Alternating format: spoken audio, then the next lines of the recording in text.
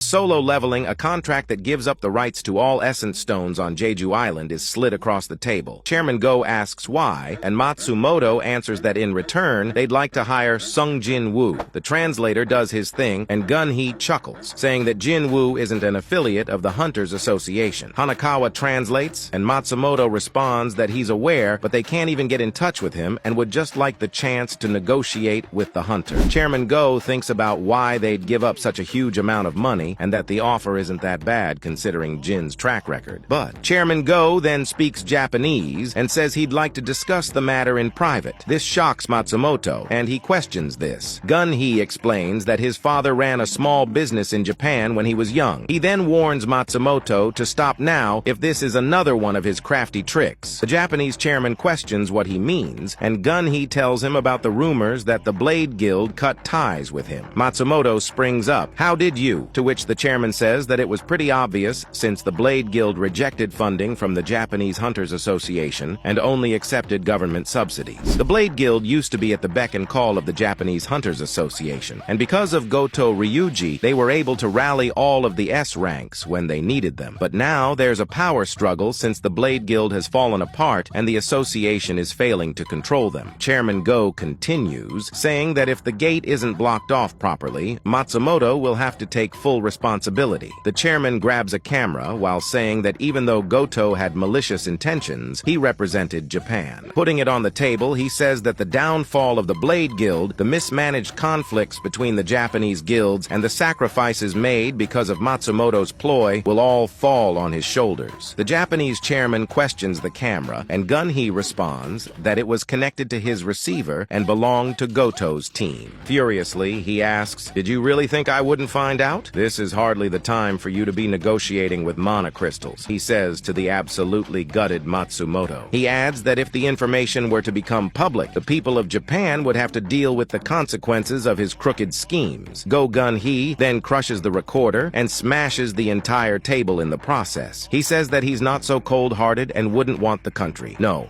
all of Asia, to be plunged into crisis from one man's ploy. You'll have to thank Hunter Sung Jin Woo for this one. More shit to come. No cap.